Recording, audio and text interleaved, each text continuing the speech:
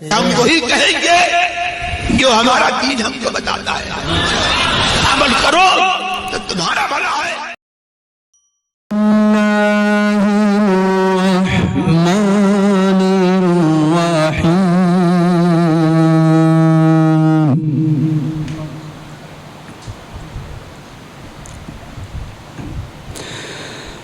يسبح لله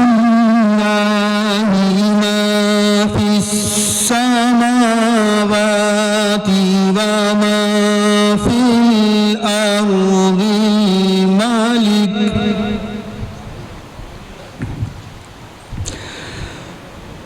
الملك القدوس العزيز الحكيم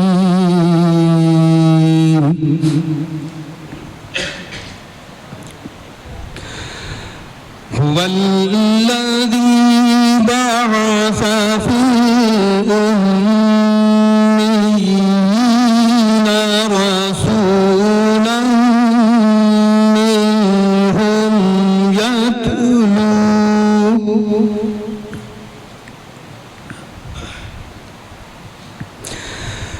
يتلو عليهم آياته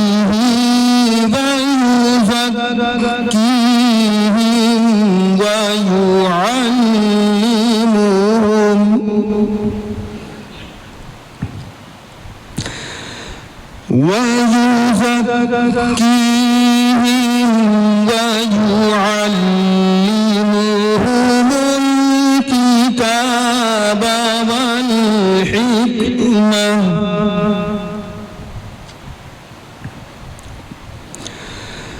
وإن كانوا من قبل لفي ضلال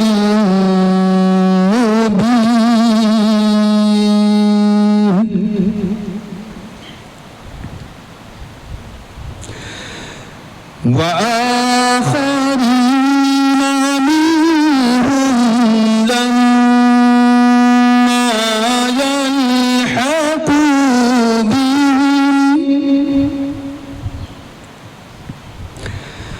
وهو العزيز الحكيم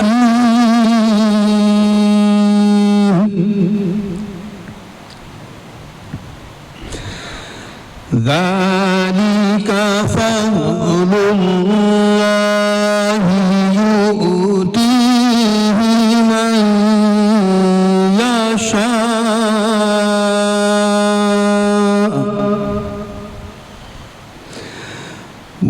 والله ذو الفضل العظيم آمنت بالله صدق الله العظيم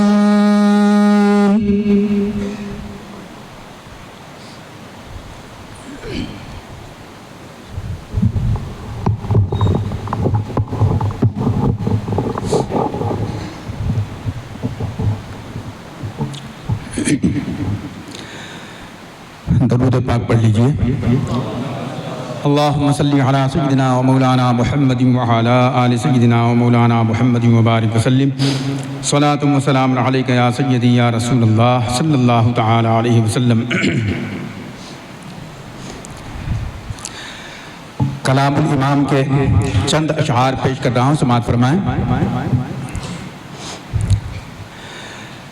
حرز جاں ذکر شفاعت کیجئے،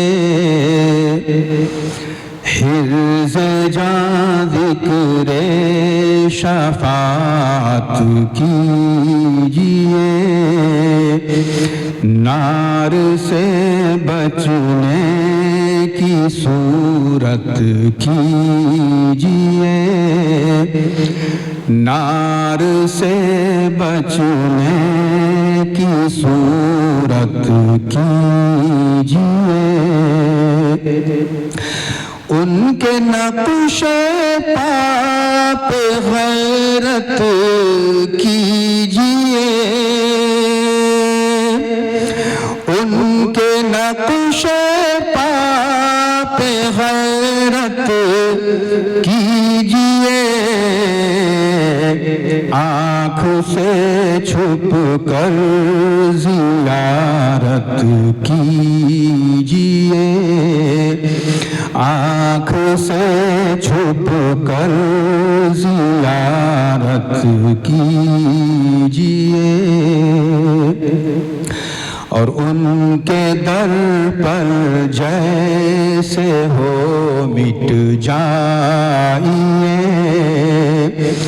ان کے در پر جیسے ہو مٹ جائیے، ان کے در پر جیسے ہو مٹ جائیے،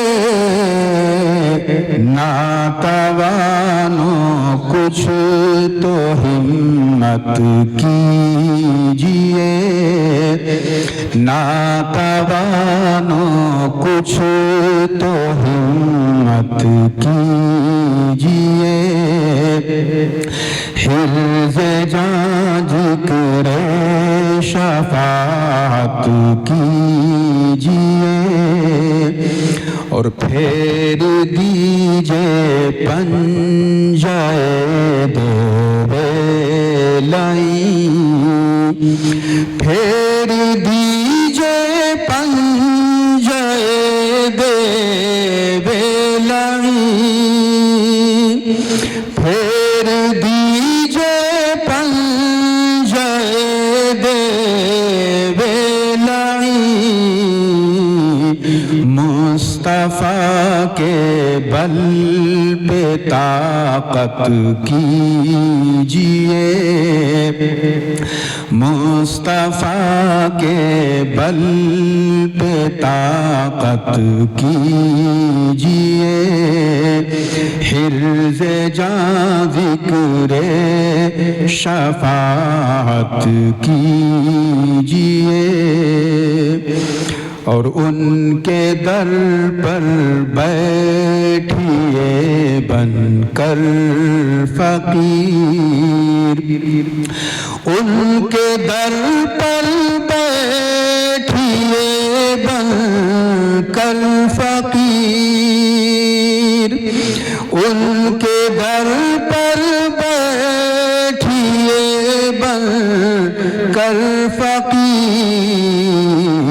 بے نوا و فکر ثروت کیجئے، بے نوا و فکر ثروت کیجئے، جس کا حسن اللہ کو بھی بھا گیا، جس کا حسن اللہ کو بھی بھا گیا، جس کا حسن اللہ کو بھی بھا گیا،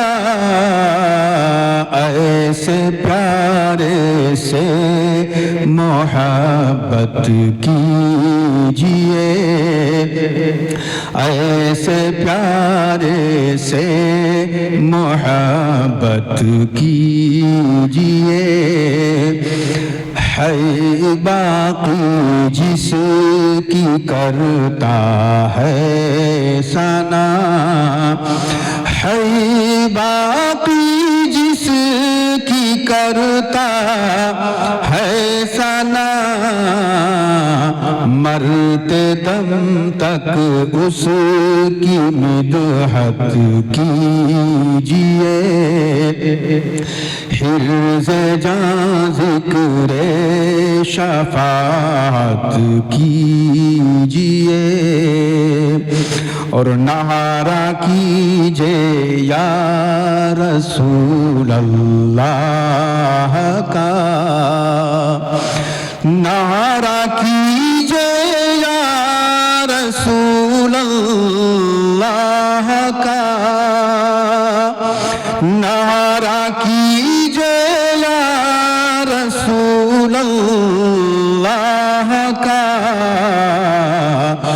مفلس و سامان دولت کیجئے، مفلس و سامان دولت کیجئے، ہم تمہارے ہو کہ کس کے پاس جائیں، ہم تمہارے ہو کہ کس کے پاس جائیں، صدقہ شہزادوں کا رحمت کیجئے، حرز جاں ذکر شفاعت کیجئے، تجھ سے کیا کیا اے میرے طیبہ کے چاند، تجھ سے کیا کیا اے میرے طیبہ کے چاند، ظلمت غم کی شکایت کیجئے، ظلمت غم کی شکایت کیجئے، در بدر کب تک پھریں خستہ خراب، در بدر کب تک پھریں خستہ خراب، طیبہ میں مدفن عنایت کیجئے، طیبہ میں مدفن عنایت کیجئے،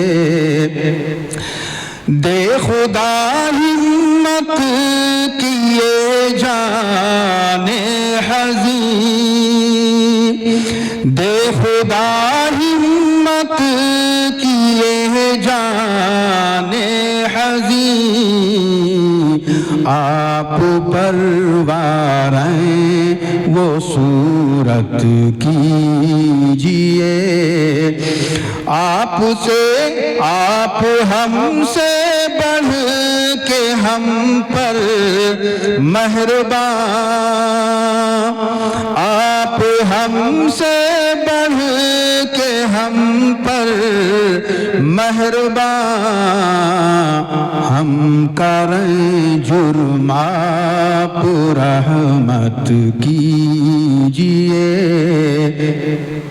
حرز جاں ذکر شفاعت کیجئے، اور جو نہ بھولا ہم غریبوں کو رضا، جو نہ بھولا ہم غریبوں کو رضا، یاد اس کی اپنی عادت کیجئے، یاد اس کی اپنی عادت کیجئے، حرز جاں ذکر شفاعت کیجئے۔ اب میں آپ کے سامنے خطیب اہل سنت، خطیب باکمال، واعظ شیریں مقال، حضرت علامہ و مولانا مفتی حافظ و قاری الحاج محمد ساجد علی صاحب رضوی قبلہ مصباحی کو پیش کر رہا ہوں۔ اس سے پہلے کہ حضرت کا خطاب شروع ہو، آئیے ہم اور آپ اپنی بیداری کا ثبوت دیتے ہوئے حضرت کا استقبال نعرہ تکبیر و رسالت سے کریں۔ نعرہ تکبیر، نعرہ رسالت، ماہ ربیع الاول، جشن عید میلاد النبی، مسلک اعلی حضرت حضور تاج الشریعہ، خلیفہ حضور تاج الشریعہ حضرت علامہ و مولانا مفتی محمد ساجد علی صاحب مصباحی، اراکین سنی رضوی ہری مسجد، نعرہ تکبیر، نعرہ رسالت۔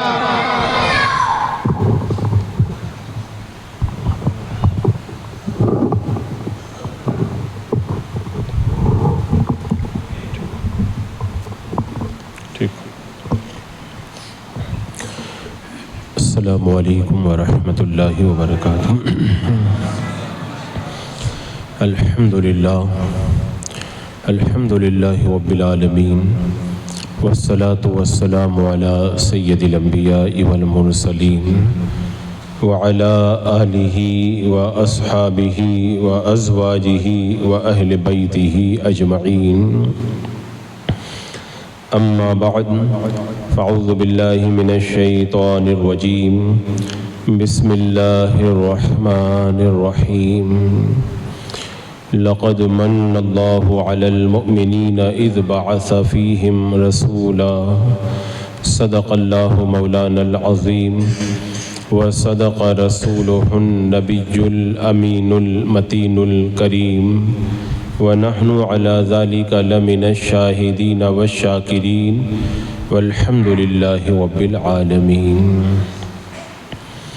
حصول برکت کے لیے آقا نامدار، مدینے کے تاجدار، شہنشاہ ذی وقار، نبی محترم، رحمت دو عالم، نور مجسم، ارواحنا فدا، محمد رسول اللہ صلی اللہ تعالیٰ علیہ وسلم کی پرنور بارگاہ میں محبت کے ساتھ جھوم کر درود و سلام کا ہدیہ پیش کر لیجیے۔ اللہم صلی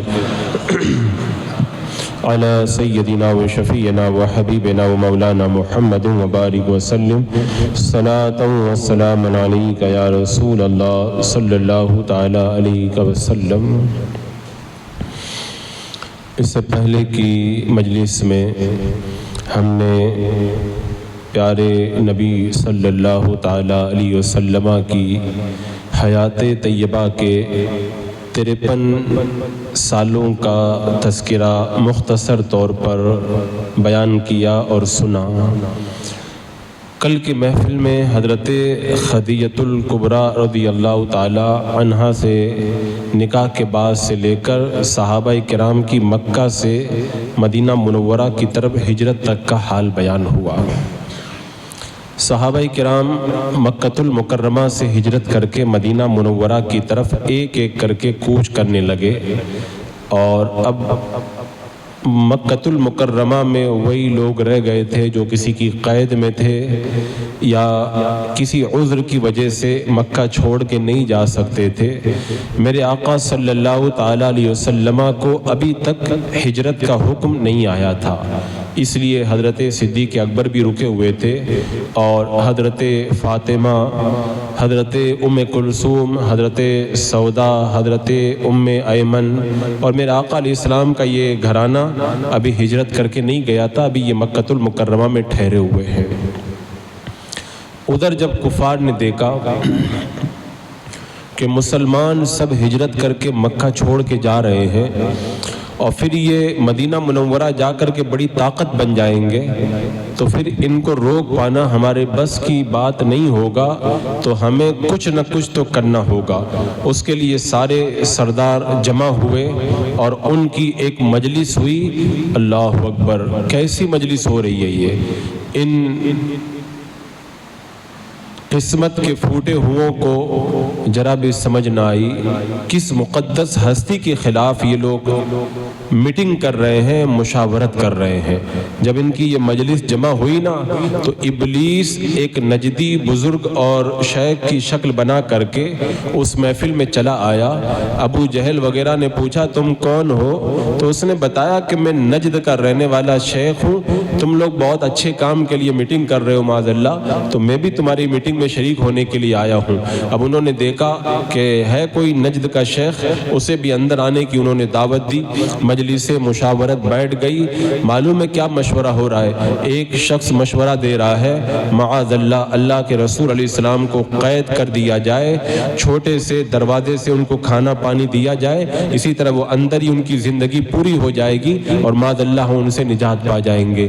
تو ابلیس جو شیخ نجدی کی شکل میں تھا، اس نے کہا کہ یہ کوئی اچھا مشورہ نہیں ہے، ان کے دیوانے انہیں مکان کے اندر سے چھڑا کر کے لے کر کے چلے جائیں گے۔ ایک شخص نے مشورہ دیا کہ ان کو مکہ سے نکال دیتے ہیں۔ ابلیس نے کہا یہ مشورہ بھی بالکل بیکار ہے، جب یہ مکہ سے چلے جائیں گے بہت بڑی جمعیت اور طاقت بن کے مکہ والوں پہ پھر حملہ کریں گے اور تمہارا جینا دوبر ہو جائے گا۔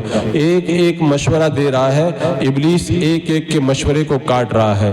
میرا آقا علیہ الصلوۃ والسلام کا جو دشمن ہے وہ میرا آقا علیہ السلام کے قتل سے کم کے اوپر کیسے راضی ہو سکتا تھا؟ آخر میں ابو جہل نے کہا ایک مشورہ میرے پاس ہے۔ ابلیس بولا ہاں تم مشورہ دو، کیا مشورہ ہے؟ اس کو پتا تھا میں بھی بڑا شیطان ہوں اور یہ بھی بڑا شیطان ہے، کوئی بڑی شیطانی کام بتائے گا یہ۔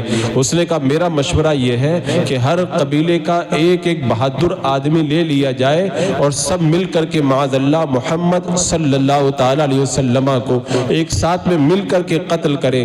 اب بنی ہاشم میں اتنی طاقت تو نہیں ہے کہ سارے قبیلے والوں سے وہ انتقام لے پائیں، وہ آخر میں خون کا بدلہ لینے کے لیے تیار ہو جائیں گے اور معاملہ ختم ہو جائے گا۔ ابلیس جو شیخ کی شکل میں تھا اس نے کہا شاباش تم نے بڑا اچھا مشورہ دیا ہے، اسی پر مہر لگ گئی اور یہی طے ہو گیا۔ ادھر یہ خونی مشورہ ہو رہا، ادھر جبریل امین میرے آقا علیہ السلام کی بارگاہ میں پہنچ گئے۔ کہا یا رسول اللہ رب کی طرف سے حکم ہے آج آپ رات میں ہجرت کر کے چلے جائیں۔ ادھر میرے آقا علیہ السلام کے قتل کا معاذ اللہ مشورہ ہوا، ادھر ہجرت کا حکم آ گیا۔ میرے آقا صلی اللہ تعالیٰ علیہ وسلم دوپہر کا وقت ہے، حضرت ابو بکر صدیق رضی اللہ تعالیٰ عنہ کے مکان میں جاتے ہیں اور جانے کے بعد فرماتے ہیں مکان میں جن جو لوگ ہیں سب کو باہر کر دیا جائے۔ صدیق اکبر نے کہا یا رسول اللہ یہ آپ کی زوجہ محترمہ عائشہ ہیں، اس کے علاوہ کوئی نہیں ہے۔ میرا آقا علیہ السلام نے ارشاد فرمایا ابو بکر آج رات میں ہمیں مکہ چھوڑ کر کے ہجرت کر کے مدینہ منورہ روانہ ہو جانا۔ تو میرے آقا علیہ السلام کی جب یہ بات سنی نا حضرت ابو بکر صدیق رو پڑے۔ حضرت عائشہ فرماتی ہے آج تک مجھے یہ نہیں معلوم تھا کہ کوئی خوشی میں بھی رویا کرتا ہے، اس دن مجھ کو پتا چلا کہ خوشی کے اندر بھی کوئی رویا کرتا ہے۔ سیدنا صدیق اکبر خوشی میں رو پڑے۔ پہلے ہی سے ہجرت کی تیاری کر کے وہ رکھے تھے، 2 اونٹنیوں کو پال کر کے خوب تندرست بنا کر کے رکھے تھے۔ میرے آقا صلی اللہ تعالیٰ علیہ وسلم نے اونٹنی کی قیمت ادا کی، حضرت صدیق اکبر نے لینے سے انکار کر دیا، لیکن میرے آقا علیہ السلام نے فرمایا ابو بکر اس ہجرت کے سفر کے لیے جو اونٹنی تم نے خریدی ہے میرے لیے اس کی قیمت تو تمہیں لینا ہی ہوگا۔ میرے آقا علیہ السلام نے جب اصرار کیا صدیق اکبر نے اس کی قیمت لی۔ اب میرے آقا علیہ السلام اپنے مقدس مکان میں آتے ہیں، حضرت مولا علی مشکل کشا رضی اللہ تعالیٰ عنہ کو بلا کے کہتے ہیں علی آج رات میں ہجرت کر کے جا رہا ہوں، میرے بستر پر رات میں تم کو سونا ہے۔ میرے آقا علیہ السلام پر اپنی جان قربان کرنے میں حضرت علی نے کتنی بڑی قربانی پیش فرمائی، اس بستر پہ آج سونے کے لیے آمادہ ہیں جو بستر آج کفار کی تلواروں کے سائے کے اندر ہے۔ میرے آقا نے فرمایا تھا علی گھبرانا مت، تم مدینہ پہنچ جاؤ گے۔ حضرت علی کو اب کیا گھبراہٹ ہو سکتی ہے، روزانہ تو بندہ سوتا ہے پتہ نہیں جاگے کہ نہ جاگے، آج میرے آقا نے کہا تھا علی گھبرانا مت تم مدینہ چلے آؤ گے۔ تو اب دنیا کا نظام تو درہم برہم ہو سکتا ہے لیکن میرے آقا علیہ السلام کی زبان مبارک سے جو جملہ نکل گیا ہے نا اس کو کوئی نہیں ٹال سکتا۔ حضرت علی کو پتا تھا آج رات میں سوؤں گا اٹھوں گا اور اٹھ کر کے مدینہ منورہ میں جاؤں گا۔ حضرت علی رضی اللہ تعالیٰ عنہ میرے آقا علیہ السلام کے بستر پر سو گئے۔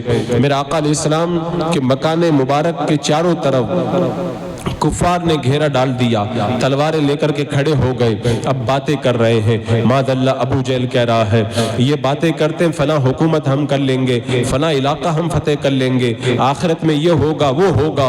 اس طرح وہ میرے آقا علیہ السلام کی باتوں کا مذاق بنا رہا تھا۔ میرے آقا علیہ السلام اپنے مقدس مکان سے باہر آئے، اپنے ہاتھ میں کچھ مٹی لی، یاسین شریف کی کچھ آیتیں پڑھی اور کافروں کے سروں پہ ڈال دی۔ اللہ نے ان کی نگاہوں پہ پردہ ڈال دیا۔ میرے آقا علیہ السلام ان کے درمیان سے گزر کر کے چلے گئے، انہیں پتہ بھی نہیں چلا، سیدھے حضرت سیدنا ابو بکر صدیق کے مکان میں پہنچے۔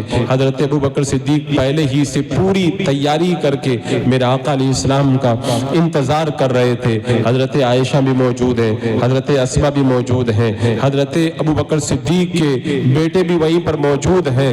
میرے آقا علیہ السلام اب مکہ المکرمہ کو چھوڑ کر جانے کی جب تیاری کرنے لگے حضرت اسما نے کھانا بنایا اور کھانا بنانے کے بعد میں اپنے جو کمر میں پٹکا تھا اس پٹکے کو کاٹ کر 2 ٹکڑے کیے اور اس کو پھر اس توشہ کو باندھ دیا, کھانے کے جو ہے وہ پوٹلی کا منہ باندھ دیا. تبھی سے ان کا لقب ہی پڑ گیا 2 پٹکوں والی حضرت اسما رضی اللہ تعالیٰ عنہ.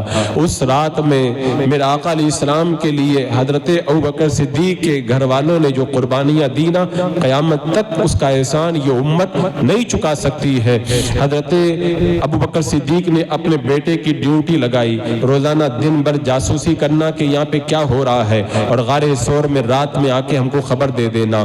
اپنے غلام سے کہا تم دن بھر بکری چرانا, شام کو بکریوں کو غار ثور کے پاس لے آنا, ہم اس کا دودھ پی لیں گے. اور ایک شخص کو ڈیوٹی لگا دی کہ 3 دن کے بعد غار ثور کے پاس یہ دونوں اونٹنیاں لے کر کے آ جانا. وہ راستے کا بڑا ماہر تھا کہ مدینے کا راستہ تم ہمیں بتانا. اللہ اکبر, سارا گھرانہ صدیق اکبر کا میرا آقا علیہ السلام کی ہجرت کی تیاری کے اندر جٹا ہوا ہے. حضرت ابوبکر صدیق کے پاس میں بہت سارا مال تھا, سارا مال لے لیا اور یہ نہیں سوچا کہ میرے بچے ہیں, بچوں کو مال کی ضرورت پڑے گی. حضرت ابوبکر صدیق کو ایک ہی فکر تھی, بچے چاہے جیسے زندگی گزار لیں, میرے آقا کو کوئی تکلیف نہیں ہونا چاہیے. سارا مال لے لیا تاکہ راستے میں پتہ نہیں کب کہاں مال کی ضرورت پڑ جائے, میں اپنے آقا پر اپنا مال قربان کر دوں. میرا آقا علیہ السلام اس مقدس مکان سے باہر آئے. حضرت ابوبکر صدیق کے مکان کا جو دروازہ کھڑکی ہے اس کھڑکی سے باہر نکلے. حضرت شیخ عبدالحق محدث دہلوی رحمت اللہ تعالیٰ علیہ, جو 2-3 صدی پہلے ہندوستان کے بہت بڑے اللہ کے ولی گزرے ہیں, وہ کہتے ہیں کہ آج بھی اہل محبت حضرت ابوبکر صدیق کے مکان کی زیارت کرتے ہیں, اور ہجرت کی رات میں جس کھڑکی سے نکل کر کے میرے آقا علیہ السلام گئے تھے نا, اس کی زیارت کرتے ہیں, اس کے بوسے لیتے ہیں. یعنی وہ کھڑکی کئی 100 سال تک ایسے ہی اہل محبت نے باقی رکھی تھی, اس کا دیدار کیا کرتے تھے. لیکن جب یہ نجدی حکومت آئی اس کے بعد میں جہاں دوسری نشانیاں ختم ہو گئی وہ نشانیاں بھی ختم ہو گئی. جو حج اور عمرہ کے لیے جاتے ہیں نا تو حرم شریف کے دروازے سے باہر نکلتے ہیں نا تو اسی دروازے کے باہر ہی حضرت ابوبکر صدیق کا مکان سامنے نظر آتا ہے. آج بھی اہل محبت وہاں پر جا کر کے اپنی محبتوں کے نذرانے پیش کیا کرتے ہیں. وہ مکان تو موجود نہیں لیکن اس کا جائے وقوع آج بھی اہل محبت کو پتا ہے. میرا آقا علیہ السلام جب رخصت ہونے لگے نا خانہ کعبہ کی طرف رخ کر کے کہا کعبہ تو مجھے بڑا پیارا ہے, میں تجھے چھوڑنا نہیں چاہتا لیکن یہاں کے لوگ مجھے یہاں پر رہنے نہیں دیتے, اس لیے میں تجھے چھوڑ کر کے جا رہا ہوں. میرا آقا علیہ السلام نے محبت کی نظر سے خانہ کعبہ کو دیکھا اور محبت کی نظر سے دیکھ کر میرا آقا علیہ السلام اور حضرت ابوبکر صدیق اب غار ثور کی طرف بڑھ رہے ہیں. مکہ المکرمہ سے چند میل کے فاصلے پر یہ غار ہے, غار ثور. جب غار ثور کی طرف جانے لگے نا تو رات کا وقت ہے, پتھریلی زمین ہے, دشمن کا خطرہ ہے.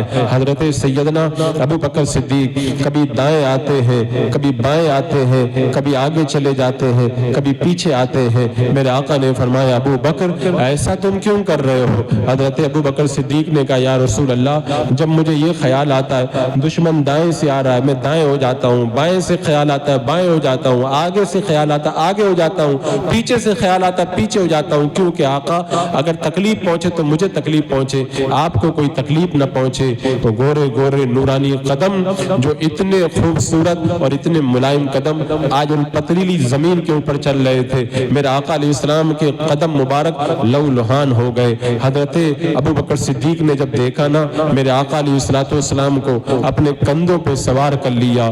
حضرت ابوبکر صدیق کی یہ وہ نیکی ہے جس نیکی کا مقابلہ دنیا کا کوئی بڑا سے بڑا عابد و زاہد بھی نہیں کر سکتا ہے. کونین کے دولہ کو سیدنا صدیق اکبر نے اپنے کندھوں پہ سوار کیا. اگر میں یہ کہوں تو بعید نہیں ہوگا, ساری کائنات کی سب سے بڑی دولت آج حضرت ابوبکر صدیق کے مقدس کندھوں کے اوپر ہے, اور ابوبکر صدیق اس سب سے بڑے خزانے کو اپنے کندھوں پہ سوار کر کے غار ثور کی طرف بڑھ رہے ہیں. اب ظاہر سی بات ہے سیدنا صدیق اکبر کے سینے پر جب میرے آقا علیہ السلام کے قدم پڑے ہوں گے, صدیق اکبر نے محبت سے کبھی دایاں قدم چوما ہوگا, کبھی بایاں قدم چوما ہوگا. آج حضرت ابوبکر صدیق نے محبت کا جتنا مزہ لینا تھا وہ سارا لطف اٹھا لیا, وہ سارا مزہ لے لیا. حضرت عمر اسی لیے کہا کرتے تھے اے ابو بکر, وہ جو تم غار ثور کی طرف ہجرت کی رات آقا کو لے کے جا رہے تھے, اس رات کی ایک نیکی دے دو اور زندگی کی ساری کمائی لے لو. اللہ اکبر. جب غار ثور کے قریب پہنچے, حضرت ابو بکر صدیق نے میرا آقا علیہ السلام کو غار کے باہر بٹھایا, کہ یا رسول آپ یہاں پر بیٹھے. آپ اندر گئے, غار ثور کے اندر اپنے کپڑوں کو پھاڑا, جتنے سوراخ تھے سارے سوراخوں کو بند کر دیا. ایک سوراخ رہ گیا تھا, وہاں پہ اپنا پاؤں انگوٹھا رکھ دیا. میرا آقا علیہ السلام کو اندر بلایا. آقا کریم تشریف لائے, حضرت ابو بکر صدیق کے زانوں پر سر رکھ کر کے آرام فرما ہو گئے. ادھر وہ کافر میرا آقا علیہ السلام کے مکان کے باہر کھڑے ہیں, انہیں پتہ ہی نہیں کہ میرے آقا درمیان سے گزر کر کے چلے گئے ہیں. جان ہے وہ جان, جان کیا نظر آئے. میرا آقا علیہ السلام گزر کے چلے گئے. تبھی ایک آدمی آیا, کہنے لگا تم کیوں کھڑے ہو؟ کہا معاذ اللہ. انہوں نے کہا کہ محمد کو قتل کرنے کے لیے ہم انتظار کر رہے ہیں. اس نے کہا وہ تو کبھی کے یہاں سے چلے گئے ہیں. انہوں نے جب مکان میں جھانک کے دیکھا تو بولے اندر چادر اوڑھ کے کوئی سو رہا ہے. جب داخل ہوئے نا اندر, چادر ہٹائی تو دیکھا حضرت مولا علی رضی اللہ تعالیٰ عنہ ہے. میرا آقا علیہ السلام نے حضرت علی کو کیوں چھوڑ دیا تھا؟ تاکہ جو امانتیں ہیں وہ مکہ والوں کے سپرد کر کے آ جائیں. ایک نقطہ یہ غور کرنے کے لائق ہے, جو جان کے دشمن ہے, قتل کرنے کے لیے مکان کا گھیراؤ کر رہے ہیں, لیکن امانت رکھنی ہے تو کسی اور کے پاس نہیں رکھتے. امانت آج بھی میرے آقا کے پاس رکھے ہوئے. انہیں پتا ہے کہ پورے مکہ میں ان سے بڑا امانت دار کوئی نظر نہیں آئے گا. اور میرے آقا علیہ السلام بھی اتنے بڑے امین, جان کے دشمن تلوار لے کر کے کھڑے ہیں, ان کی امانتیں بھی مدینہ نہیں لے کر کے گئے, حضرت علی کو دے کر کے گئے. علی یہ اگرچہ جان کے دشمن ہیں, ان کی امانتیں تم ان کو دے کر کے بعد میں مدینہ منورہ آنا. اب جب ابو جہل وغیرہ نے دیکھا کہ حضرت علی ہے, پوچھ تاچھ کی کہ کہاں چلے گئے. اب تلاش کرتے کرتے حضرت ابو بکر صدیق کے مکان پہ گئے. جا کے حضرت اسما سے پوچھا کہاں ہے تیرے والد کہاں ہے؟ انہوں نے بتا دیا کہ وہ چلے گئے ہجرت کر کے. تو ابو جہل نے بدتمیزی کی حضرت اسما کو, اس نے بڑے بدسلوکی کے ساتھ پیش آیا, اور پھر وہاں سے تلاش کے اندر وہ لگ گئے. جو پاؤں کے نشانات دیکھنے کے ماہر تھے اس کو ساتھ میں لیا, اور قدموں کے نشان دیکھتے دیکھتے وہ غار ثور کے دروازے پہ جا کر کے پہنچ گئے. اللہ نے اپنے حبیب کی حفاظت کا ایسا انتظام کیا کہ کبوتری نے وہاں پر انڈے دے دیے, مکڑی نے جالا تن دیا, وہاں پر ایک درخت اگایا. اب سب تلاش کر رہے ہیں اور پاؤں بالکل ان کے وہیں پر رکھے ہوئے غار ثور کے دروازے پر. حضرت ابو بکر صدیق نے کہا یا رسول اللہ, اگر یہ ہمارے پاؤں کی طرف دیکھیں گے نا تو ہم کو دیکھ لیں گے. میرے آقا نے فرمایا لا تحزن ان اللہ معنا, ابو بکر تم گھبراؤ مت, اللہ ہمارے ساتھ ہے, اللہ ہمارے ساتھ ہے. اور پھر اللہ نے قرآن پاک میں فرمایا فانزل اللہ سکینتہ, اللہ نے سکینہ نازل فرمایا, ان کے دل پر ایسا سکون نازل فرمایا. جان کے دشمن غار کے دروازے پہ کھڑے ہیں, لیکن حضرت ابو بکر صدیق کو بڑا سکون اور بڑا اطمینان ہے کہ آج کچھ نہیں ہو سکتا ہے. تبھی کسی نے کہا کہ غار میں جھانک کر کے دیکھو, تو امیہ بولا یہ تو مکڑی کا جالا, کبوتری کے انڈے ہیں, یہ تو لگتا ہے کہ محمد کے پیدا ہونے سے پہلے کا جالا یہاں پہ لگا ہوا ہے, اندر وہ جا ہی نہیں سکتے. اللہ نے ان کے دلوں کو اس بات سے پھیر دیا. سب تلاش کیے اور تلاش کر کے چلے گئے, میرے آقا علیہ الصلوۃ والسلام کو نہ پا سکے. حضرت عبداللہ روزانہ دن بھر, حضرت ابو بکر صدیق کے بیٹے دن بھر پورا حالات کا جائزہ لیتے مکہ کے, رات میں آ کے پوری خبر بتا دیتے اور وہیں پر غار کے پاس سو جاتے. حضرت ابو بکر صدیق کے غلام بکری چراتے چراتے شام کو بہانہ لے کر غار کے قریب پہنچ جاتے, میرے آقا علیہ السلام کو دودھ پلا دیتے. اور جب 3 دن گزر گئے, 3 دن کے بعد میں اللہ کے رسول علیہ السلام اور حضرت ابو بکر صدیق غار سے نکلے. جس بندے کی ڈیوٹی لگائی تھی وہ دونوں اونٹنیوں کو لے کر کے غار کے دروازے پر پہنچ گیا. جس غار میں 3 دن اور 3 راتوں تک میرے آقا علیہ السلام رہے ہوں, اس غار کے اندر کتنا نور ہوگا, کتنا نور ہوگا, کوئی اس کا کیا اندازہ کر سکتا ہے. اہل محبت جب جاتے ہیں نا غار میں جاتے ہیں تو ان کے دل کو ایسا سکون ملتا ہے کہ یہ وہی ذرے ہیں جن ذروں سے میرے آقا علیہ السلام کا جسم تہرمس ہوا ہے۔ آج بھی اہل محبت اور ہزاروں فٹ اوپر غار پہ چڑھتے ہیں اور جا کر کے اس غار کا دیدار کیا کرتے۔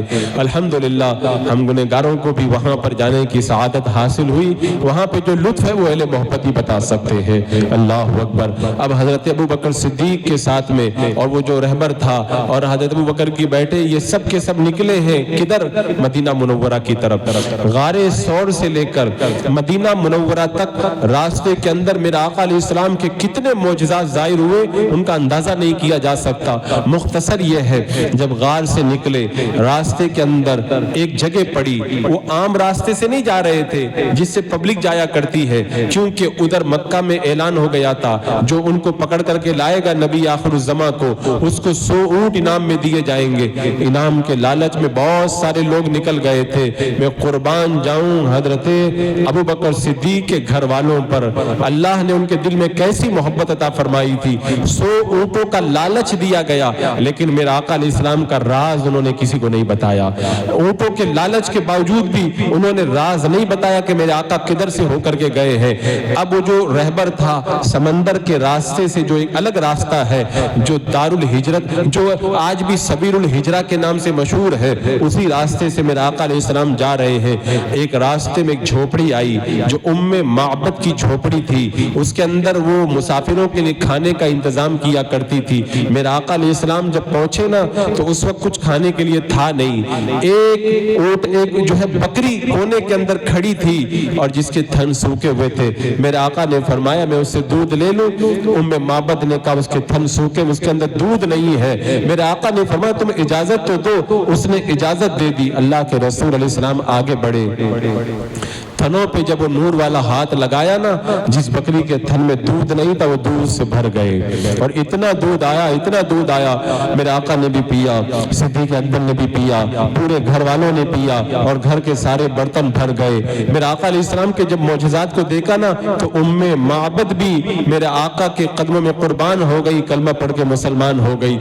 معبد کے شوہر بھی مسلمان ہو گئے، اور جب میرے آقا چلے گئے نا اس جھوپڑی سے نکل کر کے آگے چلے گئے، روزانہ معبد اور ان کے شوہر بیٹھتے تھے اور روزانہ ذکر کرتے تھے۔ وہ کیسے مسافر آئے تھے، وہ کتنے خوبصورت تھے، ان کا چہرہ کتنا خوبصورت تھا، ان کے لب کتنے پیارے تھے، ان کی آنکھیں کتنی پیاری پیاری تھی، وہ دور سے کتنے پیارے لگتے تھے، اور قریب آئے تو اور کتنے سونے لگتے تھے، کتنے خوبصورت لگتے تھے۔ روزانہ ان کے گھر میں ذکر ہوتا تھا، میرے آقا کا ذکر ہوتا تھا، اور میرے آقا جس گھر میں ایک بار چلے جائیں، جو ایک بار دیکھ لے تو پھر سب کچھ بھول جاتا ہے۔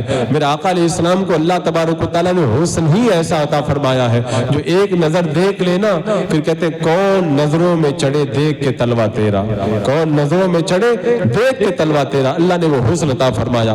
اللہ کے رسول علیہ السلام آگے بڑھے، جب آگے بڑھے نا تو اونٹوں کے انعام کے لالچ میں سراقہ بن مالک مکہ سے پیچھا کرتے ہوئے قریب آ گئے۔ حضرت ابوبکر صدیق نے دیکھا تو رو پڑے۔ میرے آقا نے فرمایا ابوبکر کیوں رو رہے ہو؟ کہ یا رسول اللہ اپنے لیے نہیں رو رہا ہوں، آپ کے لیے رو رہا ہوں۔ میرے آقا نے فرمایا فکر مت کرو۔ جب وہ سراقہ قریب آئے، ٹھوکر لگی، گر پڑے، دوبارہ سوار ہوئے۔ جب میرے آقا علیہ السلام کی طرف بری نیت سے بڑھے نا، زمین نے ان کے پاؤں جکڑ لیے، معافی مانگنے لگے کہ معاف کر دیجئے، میں آپ کو کوئی تکلیف نہیں پہنچاؤں گا۔ میرے آقا علیہ السلام نے زمین کو حکم دیا، زمین نے ان کے قدموں کو چھوڑ دیا۔ اب سراقہ نے کہا یا رسول اللہ میرے لیے امان لکھ دیجئے۔ اللہ کے رسول علیہ السلام نے عامر بن فہرہ کو حکم دیا، انہوں نے امان نامہ لکھ کے دیا، اور پھر میرے آقا نے فرمایا اے سراقہ میں دیکھ رہا ہوں کہ کسرا کے کنگن تمہارے ہاتھوں میں ہیں، سونے کے کنگن۔ یہ ایک بڑی عجیب داستان ہے، جو کائنات کے آقا مکہ چھوڑ کے مدینہ جا رہے ہیں، کافر پیچھا کر رہے ہیں، کیا ایسے وقت کے اندر کوئی یہ سوچ بھی سکتا ہے کہ کسی کو یہ خبر ہو جائے کہ کسرا فتح ہوگا اور وہ مسلمانوں کے قدم وہاں پہ پہنچیں گے، سونے کے کنگن ملیں گے اور سراقہ کے پاؤں میں ہاتھوں میں پہنائے جائیں گے؟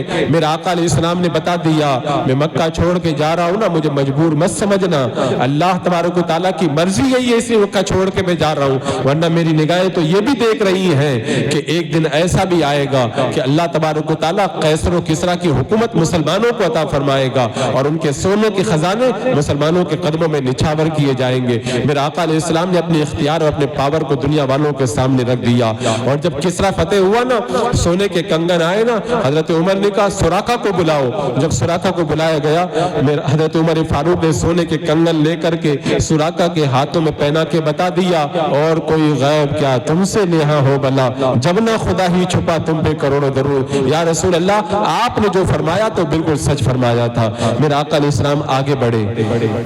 जब आगे बढ़े ना, मदीना के करीब पहुंचे, कुबा के करीब, तो बुरैदा असलमी ये भी लालच के अंदर, इनाम के लालच में आए थे। 70 लोग उनके साथ में थे।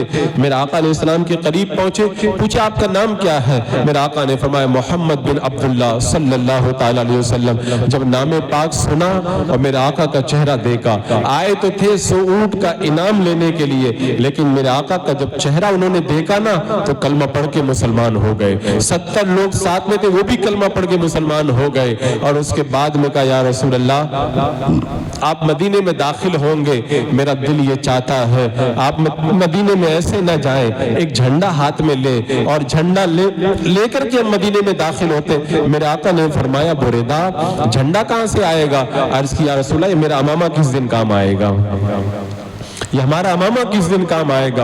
अपना अमामा शरीफ उतारा, अपना नेजा निकाला, और नेजे पर अमामा शरीफ को बांध करके झंडा बना दिया, और दुनिया में आने वाले जमानों तक, नस्लों तक को ये बता दिया कि आका की आमद पर झंडा लगाना ये मेरे आका अलैहिस्सलाम की खुशी का सबब हुआ करता है। और ये सहाबा इकराम का तरीका है, झंडा लगा करके। अब जब मेरे आका अलैहिस्सलाम आगे बढ़ने लगे, मदीने वालों को पहले ही पता चल गया था, अल्लाह के रसूल अलैहिस्सलाम मक्कतुल मुकर्रमा से चल दिए हैं, मदीना मुनव्वरा पहुंचने वाले। रोजाना मदीने वाले मदीने से बाहर निकल करके आते थे, और आने के बाद में दूर दूर तक देखते थे, छतों पे चढ़ जाते थे, टीलों पे चढ़ जाते थे कि अभी नबी आ रहे हैं, नबी तशरीफ ला रहे हैं। जब धूप तेज हो जाती चले जाते।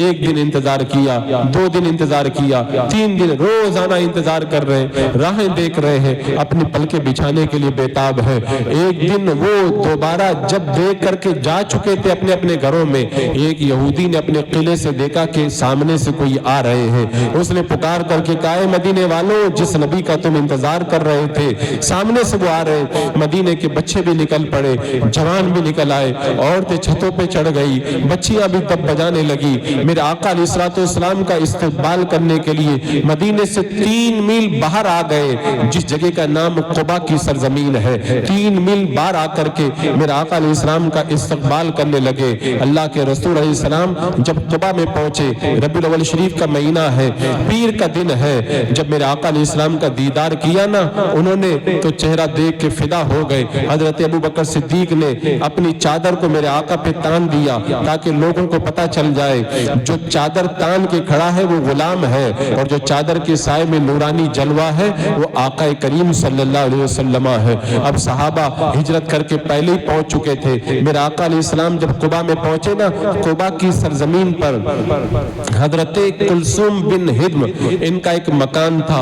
मेरे आका अलैहिस्सलाम इनके मकान में जलवा फरोज हुए। सहाबा जो पहले आ गए थे वो भी उनके मकान में मेहमान बन गए। हजरत अली भी 3 दिन के बाद पहुंच गए, वो भी उसी मकान में। हजरत कुलसूम का मकान को आज आसमान का चांद भी देख रहा होगा, सूरज भी देख रहा होगा, सितारे भी झुक झुक करके सलाम कर रहे होंगे।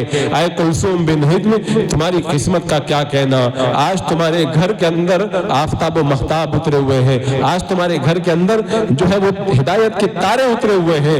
हजरत कुलसूम का मकान उस दिन कितने अनवार से जगमगा रहा होगा, उसका कोई क्या अंदाजा कर सकता है। अल्लाह अकबर। हर बंदा मोमिन तमन्ना करता है काश कभी सरकार मेरे घर आ जाए, ख्वाब ही में तशरीफ ले आए। हजरत कुलसूम को तो मेरे आका की मेहमानी का ऐसा मौका मिला था, सहाबा भी मौजूद हैं। मेरे आका अलैहिस्सलाम की बारगाह में अहले मोहब्बत आ रहे, मोहब्बत के नजराने पेश कर रहे हैं। चंद दिन तक मेरे आका अलैहिस्सलाम ने वहां पर क़याम फरमाया, और वहां पे आने वाले अहले मोहब्बत को अपनी बरकतों से, अपने अनवार तजल्लियात से माला माल फरमाया। अब जाहिर सी बात है नमाज के लिए मस्जिद की जरूरत है। हजरत कुलसूम की जगह थी جہاں پہ کھجوریں سکایا کرتے تھے، اللہ کے رسول علیہ السلام نے وہیں پر مسجد کے بنانے کا ارادہ فرمایا اور وہاں پہ مسجد کی بنیاد رکھی۔ اللہ تبارک و تعالیٰ نے قرآن مقدس میں ارشاد فرمایا کہ وہ مسجد ہے، یہ وہ مسجد ہے جس کی بنیاد تقوی کے اوپر رکھی گئی ہے۔ پہلے ہی دن سے یعنی یہ مسجد قباء بنائی جا رہی ہے، اور مسجد قباء کی بنیاد پہلے ہی دن سے تقوی اور پرہیزگاری پر رکھی گئی۔ جب مسجد قباء بننے لگی نا، میرے آقا علیہ السلام پتھر اٹھا کے لا رہے ہیں، صحابہ کرام پتھر اٹھا کے، ذرا تصور کرو جس مسجد کی بنیاد میرے آقا نے رکھی ہو اور جس مسجد کو پتھر اٹھا کر کے میرے آقا علیہ السلام نے جس کے پتھر رکھے ہو، اس مسجد کی عظمتوں کا کیا کہنا۔ میرے آقا نے فرمایا جو مسجد قباء میں آئے 2 رکعت نماز ادا کرے، اللہ تبارک و تعالیٰ اسے عمرہ کا ثواب عطا فرماتا ہے۔ میرے آقا علیہ السلام ہر ہفتے پیدل چل کے قباء آیا کرتے تھے اور قباء کے اندر حاضری دیا کرتے تھے، اور یہ ایسی مسجد ہے جس میں نماز پڑھنے والوں کی اللہ نے قرآن میں تعریف فرمائی ہے۔ قرآن میں رب نے تعریف فرمائی ہے ان صحابہ کی جو قباء میں نماز پڑھنے والے تھے۔ یہ مسجد تیار ہو رہی ہے، کچی اینٹوں کی مسجد، قباء کی سرزمین پر یہ پہلی مسجد ہے اسلام کی جو بنائی جا رہی ہے۔ مسجد تیار ہو رہی، جب مسجد بن رہی تھی نا، میرے آقا علیہ السلام پتھر بھی لا رہے تھے اور اشعار بھی پڑھ رہے تھے کہ جو مسجد تعمیر کرے وہ قابل مبارکباد ہے۔ اب مسجد تیار ہوئی، میرے آقا علیہ السلام اس مسجد میں نماز پڑھا رہے ہیں، ادھر مدینے والے انتظار میں ہیں کہ اللہ کے رسول جلد تشریف لائیں۔ پھر میرے آقا علیہ السلام جمعہ کے دن قباء سے روانہ ہوئے مدینہ منورہ کی طرف۔ آج مدینے کا موسم، مدینے کی گلیوں کے اندر کیسا ہجوم ہے، آج ایسا لگتا تھا کہ مدینے کے اندر عید کا دن تھا، عیدوں کی عید کا دن تاج کونین کے آقا مدینہ تشریف لے جا رہے تھے۔ جب آپ روانہ ہوئے قباء سے جب آپ آگے بڑھے نا، تو پھر راستے میں ایک قبیلہ آیا جس کا نام قبیلہ بنی سالم تھا۔ جب یہاں پہ پہنچے تو جمعہ کا وقت ہو گیا، میرے آقا علیہ السلام نے یہاں پہ جمعہ کی نماز ادا کی۔ آج وہاں پہ مسجد جمعہ بنی ہوئی ہے، اہل محبت جاتے ہیں اور اس مسجد کا دیدار کرتے ہیں۔ یہاں پہ مسجد جمعہ بنائی گئی۔ پھر اللہ کے رسول علیہ السلام آگے بڑھے، مدینہ نظر آ گیا۔ مدینہ منورہ نگاہوں کے سامنے ہے، عورتیں چھتوں پہ کھڑی ہیں اور ترانہ پڑھ رہی ہے، طلع البدر علینا من ثنیات الوداع وجب الشکر علینا ما دعا للہ داعی۔ ثنیات کی گھاٹیوں سے چاند نکل آیا، ثنیات کی گھاٹیوں سے چاند نکل آیا، وجب الشکر علینا ما دعا للہ داعی۔ وہ دعوت دینے والا ہمیں دعوت دینا، ہمیں دین کی طرف بلائے نا، تو ہمیں اللہ کا شکر ادا کرنا چاہیے۔ اللہ اکبر۔ میرے آقا علیہ السلام آگے بڑھ رہے، بچیاں ترانے پڑھ رہی ہیں عربی زبان میں، کہہ رہی ہے ہم ہیں بچیاں بنی نجار کے گھرانے کی، ہمیں خوشی ہے آقا کے تشریف لانے کی۔ بچیاں کہنے لگی کہ آج اللہ کے رسول ہمارے پڑوسی بن گئے۔ کتنا مزہ آیا ہوگا ان بچیوں کو جب بچیوں نے کہا ہوگا کہ ہم بنی نجار کی بچیاں ہیں، آج ہم بہت خوش ہیں، آج اللہ کے رسول ہمارے پڑوسی بن گئے ہیں۔ میرا آقا علیہ السلام نے بچیوں سے پوچھا ہے بچیوں کیا میرے آنے سے تم خوش ہوئی ہو؟ تو بچیوں نے کہا یا رسول اللہ بہت خوش ہوئی ہے۔ میرا آقا نے فرمایا میں بھی تم سے بہت راضی ہوا ہوں۔ اور اللہ کے رسول علیہ السلام کی سواری آگے بڑھی، صحابہ کرام نعرہ لگا رہے ہیں جا رسول اللہ جا رسول اللہ، اور آقا کریم علیہ السلام آگے بڑھ رہی ہے، جلوس نکل رہا ہے، جھنڈا بھی لگا ہوا ہے، ترانے بھی گائے جا رہے ہیں، بچیاں بھی جو ہے وہ تب بجا کر کے ترانے پڑھ رہی ہیں، صحابہ نعرہ بھی لگا رہے ہیں۔ آج جو ہم جلوس نکالتے ہیں وہاں بھی کہتے ہیں جلوس کہاں لکھا ہے، ہم کہتے ہیں جلوس مکہ سے میرے آقا مدینہ تشریف لائے تھے نا، اہل محبت نے جلوس نکالا تھا، اور 12 ربیع الاول شریف کو آقا ہم گنہگاروں میں جلوہ افروز ہوئے تھے، ہم 12ویں کے دن اس لیے جلوس نکالتے ہیں۔ جب اللہ کے رسول علیہ السلام کی سواری آگے بڑھی نا، مکہ المکرمہ میں راہوں میں کانٹے بچھانے والے، گالیاں دینے والے، برا بھلا کہنے والے، تانے دینے والے تھے، اللہ نے آج محبوب کے قدموں کے اندر اپنی جامنے نچھاور کرنے والے اہل محبت عطا کیے ہیں۔ سب کہہ رہے یا رسول اللہ آپ ہمارے گھر آ جائیں، جس قبیلے سے سواری گزرتی تھی کہتے تھے آقا ہمارے گھر آ جائیں آپ۔ سب کی یہ تمنا تھی کہ آقا میرے گھر میں جلوہ افروز ہو۔ میرے آقا نے فرمایا میری اونٹنی کی لگام چھوڑ دو، میری اونٹنی معمور ہے، میرا رب چاہے گا وہیں پر جا کر کے میری اونٹنی بیٹھے گی۔ جہاں جہاں سے سواری گزرتی تھی یا رسول اللہ یہ آپ کے ماموں کے مکان ہے، آپ یہاں پہ آ جائیں، یا رسول اللہ یہ آپ کے رشتہ داروں ہی کے تو گھر ہیں، آپ یہاں پہ آ جائیں۔ لیکن میرے آقا نے فرمایا میری اونٹنی کو جانے دو، یہ خدا کی طرف سے معمور ہے۔ مدینہ منورہ میں میرے آقا علیہ السلام کی اونٹنی آگے بڑھ رہی ہے، بڑھتے بڑھتے سب علاقوں کو پار کر کے وہ اونٹنی ایک جگہ جا کر کے رک گئی اور رک کر کے بیٹھ گئی, بیٹھ کر کے اچانک کھڑی ہو گئی, پھر اٹھی اور اٹھ کر کے تھوڑی دیر آگے بڑھی اور پھر دوبارہ گھوم کر کے آئی اور جہاں پہ پہلے بیٹھی تھی وہیں پر جا کر کے بیٹھ گئی. جب اٹھنے بیٹھ گئی نا تو اسی کے قریب میں پاس میں حضرت ابو ایوب انصاری رضی اللہ تعالیٰ عنہ کا مکان تھا. دوڑ کر کے آئے کہ یا رسول اللہ, یہ سعادت تو مجھے ملی آقا, آپ میرے گھر پہ تشریف فرما ہو جائیں. حضرت ابو ایوب انصاری کی خوشیوں کا کوئی ٹھکانہ بھی نہیں رہ گیا. میرے آقا علیہ السلام کی اٹھنی جہاں پہ پہلے بیٹھی تھی نا وہ وہی جگہ ہے جہاں پہ مسجد نبوی تعمیر کی گئی ہے, اور اٹھ کر کے جو گئی تھی آگے وہ جگہ ہے جہاں میرے آقا علیہ السلام کا روضہ مبارک بنا ہوا ہے. یعنی خدا کی طرف سے وہ اٹھنی کو بھی بتا دیا گیا تھا. آج لوگ میرے آقا علیہ السلام کے علم غیب پر اعتراض کرتے ہیں, نبی کو یہ نہیں پتا وہ نہیں پتا. میں کہتا ہوں میرے آقا جس اٹھنی پر بیٹھے نا اس اٹھنی کو بھی پتا ہے کہ اللہ کے رسول علیہ السلام کی مسجد کہاں پہ بنے گی اور میرے آقا علیہ السلام کا روضہ منور کہاں پہ بنے گا. اس اٹھنی کے جب علم کا یہ عالم ہے تو نبی کے علم غیب کا عالم کیا ہوگا. حضرت ابو ایوب انصاری دوڑ کے آئے کہ یا رسول اللہ میرے گھر پہ آپ چلے, اور لے کر کے میرے آقا علیہ السلام کو لے کر کے گئے اور کہا کہ آقا آپ اوپر والے درجے میں آپ آرام کریں, ہم نہیں گوارا کرتے کہ آپ نیچے والے حصے میں رہیں, ہم اوپر رہیں, یہ محبت کے خلاف ہے. میرے آقا نے فرمایا ابو ایوب مجھ سے ملنے والے لوگ برابر آ رہے ہیں, اوپر آنے میں تکلیف ہوگی, مجھے نیچے ہی قیام کرنے دو.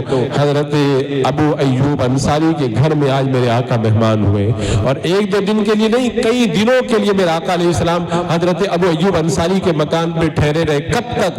جب تک مسجد نبوی کے پاس میں حضرت ام المومنین عائشہ صدیقہ اور حضرت سودا کے حجرے بن کے تیار نہیں ہوئے, جب تک میرے آقا علیہ السلام حضرت ابو ایوب انصاری کے گھر پہ رکے رہے. یہ حضرت ابو ایوب انصاری کی قسمت ہے کہ میرے آقا علیہ السلام ان کے گھر کے اندر کئی دنوں تک رکے رہے, اور اللہ کے رسول علیہ السلام کا انہوں نے معلوم ہے کیسے خیال کیا, کھانا بنا کے بیچتے.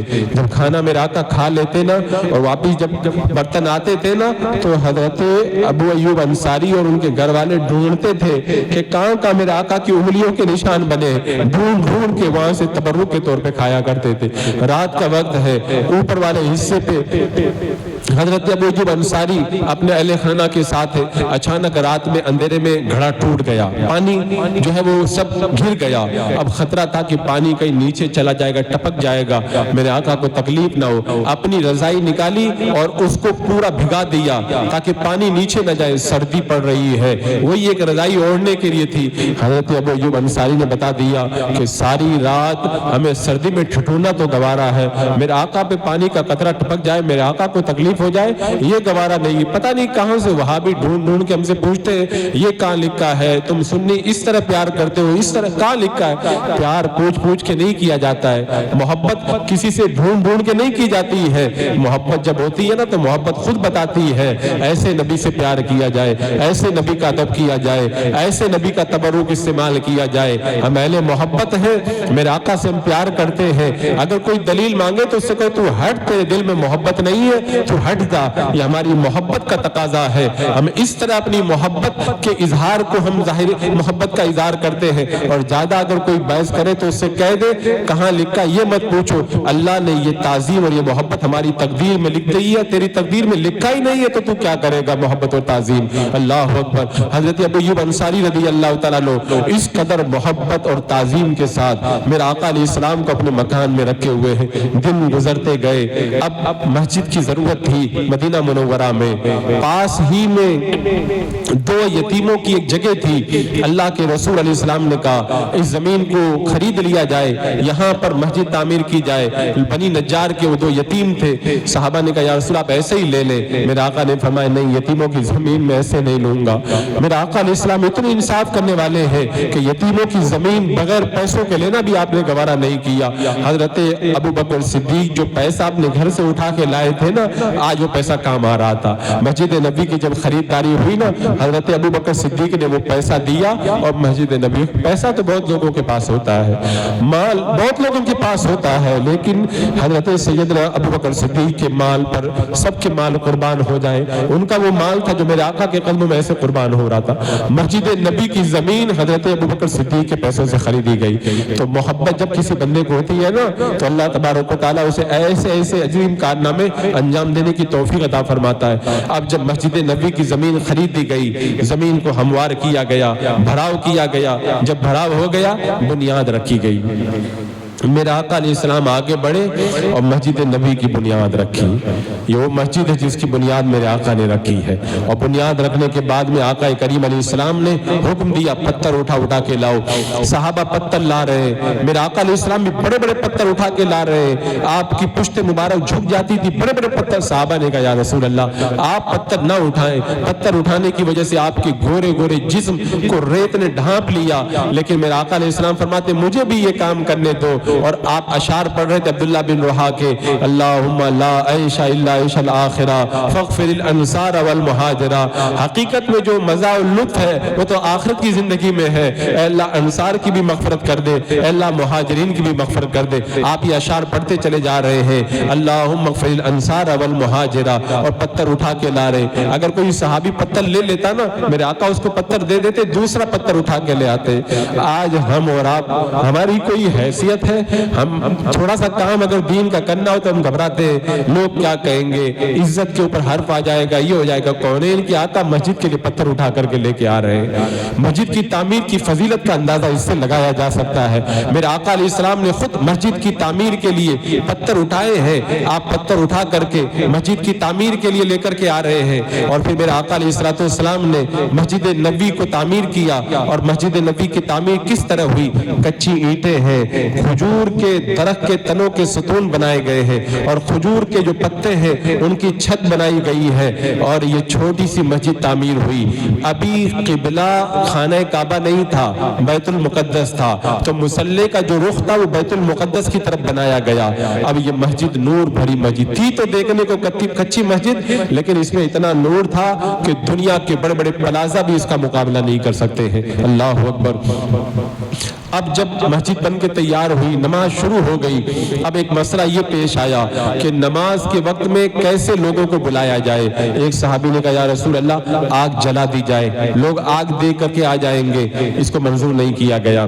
ایک نے کہا کہ وہ ناقوس بجایا جائے, اس کو بھی منظور نہیں کیا. تبھی ایک صحابی نے مشورہ دیا کہ ایک آدمی گھر گھر آواز دے بلانے کے لیے جایا جائے. میرے آقا علیہ السلام نے حضرت بلال سے کہا بلال تمہاری آواز بڑی بلند ہے, تم جایا کرو بلند آواز سے آواز لگایا کرو اور لوگوں کو نماز کے لیے بلا کے لایا کرو. اب حضرت بلال کی ڈیوٹی لگ گئی, وہ جا رہے. کتنی پیاری ڈیوٹی میرے آقا علیہ السلام نے لگائی. کبھی ایک صحابی حضرت عبداللہ بن زید سوئے ہوئے ہیں, خواب میں کوئی آنے والا آتا ہے اور انہیں خواب میں اذان پڑھ کے سناتا ہے. پورا ایک لمبا چوڑا واقعہ ہے. اذان پڑھ کے سناتا, اٹھ کر کے آئے میرے آقا علیہ السلام کی بارگاہ میں, کہا یا رسول اللہ خواب دیکھا میں نے کہ نماز کے لیے اس طرح سے کلمات پڑھے جائیں. میرے آقا نے فرمایا سناؤ, تو انہوں نے پڑھ کے سنائے اللہ اکبر اللہ اکبر اللہ اکبر اللہ اکبر اشہد ان لا الہ الا اللہ اشہد ان, پوری اذان پڑھ کے سنائی. میرے آقا نے فرمایا بڑی پیاری اذان ہے, بلال کو بلاؤ, بلال کو تم پڑھ کے سناؤ. کہا بلال یہ یاد کر لو تم روزانہ اسی طرح اذان پڑھا کرو. اب حضرت بلال کی ڈیوٹی لگا دی گئی. پانچوں وقت حضرت بلال اذان پڑھ رہے. میرے آقا علیہ السلام نے مسجد نبوی جب تعمیر کر لی تو ابھی آپ کے نکاح میں دو بیویاں ہیں, حضرت عائشہ اور حضرت سودا رضی اللہ تعالی عنہما. حضرت سودا تو پہلے ہی سے موجود ہے, حضرت عائشہ کی بھی رخصتی نہیں ہوئی ہے, مدینہ میں نکاح ہو چکا, مکہ المکرمہ میں نکاح ہو چکا تھا. ان دونوں کے لیے دو حجرے بنائے گئے. حجرے معلوم ہے کتنے بڑے حجرے؟ یہ حجرے 10 ہاتھ لمبے اور 7 یا 6 ہاتھ چھوڑے, اور اتنے بس اونچائی پر تھے کہ ہاتھ اونچر کرو تو ہاتھ جو ہے وہ چھت تک لگ جائے. یہ چھوٹے سے حجرے جو کھجور کے پتوں, ٹہنیوں, چھوٹی چھوٹی کچی اینٹوں سے بنائے گئے تھے. اس حجرے میں کونین کے آقا آرام کرتے تھے. یہ وہ حجرہ ہے جس کی چوکھٹ کو جبریل امین بھی بوسہ دینا سعادت مندی سمجھتے ہیں. اللہ اکبر. میرے آقا صلی اللہ تعالی علیہ وسلم کی ازواج کے حجرے بن گئے. اب اللہ کے رسول علیہ السلام نے ارشاد فرمایا حضرت زید اور حضرت ابو رافع سے کہ تم مدینہ جاؤ, مکہ المکرمہ جاؤ اور میری اہل بیت کو لے آؤ. حضرت زید بن حارثہ اور حضرت ابو رافع دونوں روانہ ہوئے اور جا کر کے حضرت فاطمہ, حضرت ام کلثوم, حضرت سودا, حضرت ام ایمن اور جو دیگر اہل بیت پاک تھے ان کو لینے کے لیے روانہ ہوئے اور لے کر کے آئے. میرے آقا علیہ السلام کی 2 بیٹیاں, ایک حضرت رقیہ کو نہیں لائے کیونکہ حضرت رقیہ حضرت عثمان کے ساتھ 7 میں مکہ کے ظلم و ستم کی وجہ سے مکہ چھوڑ کے حبشہ جا چکی تھی، اور اللہ کے رسول صلی اللہ تعالی علیہ وسلم کی ایک بیٹی حضرت زینب ابو العاص کے نکاح میں تھی، وہ ابھی ایمان نہیں لائے تھے، انہوں نے جانے سے انکار کر دیا کہ میں تمہیں نہیں جانے دوں گا۔ یہ 2 بیٹیاں بچ گئی، باقی اہل بیت کو لے کر کے یہ پہنچے ہیں، اور پھر ان کے لیے بھی، اور یہ حضرت حارثہ بن نعمان کی قسمت ہے۔ یہ جتنے بھی حجرے بنائے گئے نا، یہ حضرت حارثہ بن نعمان کی زمین میں بنائے گئے۔ حضرت حارثہ کو اللہ تبارک و تعالیٰ نے یہ کمال عطا فرمایا کہ میرے آقا علیہ السلام کے لیے بھی زمین دی، آپ کی ازواج کے لیے بھی زمین دی، اور جتنے حجرے بنتے گئے حضرت حارثہ بن نعمان رضی اللہ تعالیٰ عنہ اس کے لیے جگہ عطا فرماتے چلے گئے۔ اب مسئلہ پیش آیا ان صحابہ کا جو صحابہ اپنے بال بچوں کو چھوڑ آئے، اپنے مال کو چھوڑ آئے، اپنے گھر کو چھوڑ آئے۔ اب مدینے میں ان کا کچھ تھا ہی نہیں، کیا کرتے؟ مسجد نبوی کے ایک کونے میں اللہ کے رسول علیہ السلام نے ان کے لیے ایک چبوترا بنوا دیا، جسے سپا کا چبوترا کہتے ہیں۔ یہ غریب صحابہ اسی چبوترے پر بیٹھ جاتے، میرے آقا علیہ السلام کے مکان جو کچھ کھانے کے لیے آ جاتا میرے آقا دے دیتے، اور اسی سے وہ اپنا کام چلاتے۔ اب جو صحابہ آ گئے تھے ہجرت کر کے، وہ کیا کرتے؟ اللہ کے رسول علیہ السلام نے سارے انصار اور مہاجرین کو جمع کیا اور کہا کہ یہ اپنا سب کچھ چھوڑ کر کے آئے ہیں، ان کی مدد کی جائے۔ تو انصار اور مہاجرین کے درمیان میرے آقا علیہ السلام نے بھائی بھائی کا رشتہ بنایا، ایک انصاری اور ایک مہاجر یعنی مکی کو میرے آقا علیہ السلام نے بھائی بنایا، ایک ایک کو الگ الگ بھائی بھائی بنایا، اور پھر وہ مکہ کے رہنے والے لوگوں کو مدینے والے اپنے گھروں میں لے کر کے گئے اور ان کو ہر طرح کی سہولت دی، اپنے مکان میں آرام سے رکھا، اتنی قربانیاں دی۔ حضرت عبد الرحمن بن عوف کا بھائی بنایا میرے آقا علیہ السلام نے سعد بن ربی کو، سعد بن ربی اپنے گھر پہ لے گئے عبد الرحمن بن عوف کو اور کہا کہ یہ آپ لے لو، یہ لے لو، یہ لے لو، میری 2 بیویاں ہیں، آپ بتائیں کون سی پسند کرتے ہیں؟ ایک کو میں طلاق دے دیتا ہوں اور آپ اس سے اپنا نکاح کر لیں۔ اتنی بڑی قربانی ان مقدس صحابہ نے ان مقدس مہاجرین کے لیے دی۔ حضرت عبد الرحمن بن عوف نے کہا تمہیں کچھ کرنے کی ضرورت نہیں ہے، مجھے بازار کا راستہ دکھا دو، میں خود محنت مزدوری کر کے کھاؤں گا۔ حضرت عبد الرحمن بن عوف گئے بازار میں، کاروبار شروع کیا۔ اللہ نے ایسی برکت عطا فرمائی کہ فرماتے ہیں اگر میں مٹی میں ہاتھ ڈالتا ہوں وہ بھی سونا بن جاتی ہے۔ اللہ نے اتنی برکت عطا فرمائی، کاروبار بڑھ گیا، اور ایک وقت ایسا آیا مکہ مدینہ کے بڑے مالدار بن گئے، اور جب ان کے کاروبار کا قافلہ جب آتا تھا مدینہ میں، پورے مدینے میں شور مچ جاتا تھا، اتنا لمبا چوڑا ان کا کاروبار پھیل گیا۔ اللہ تبارک و تعالیٰ نے مہاجرین کو یہ سب کچھ عطا فرمایا۔ بہت سارے مہاجرین تھے، انہوں نے الگ الگ دکان کھول لی، کوئی کھجور کا کاروبار کرنے لگا، کوئی کپڑے کا کاروبار کرنے لگا، اس طرح سے وہ اپنے پاؤں پہ کھڑے ہو گئے۔ اور جب مدینہ آئے نا تو پھر بہت سارے صحابہ بیمار ہو گئے۔ جب بیمار ہوئے تو یاد کرنے لگے مکہ کی بہاریں، مکہ کی فضا، وہ سب بار بار یاد کرنے لگے۔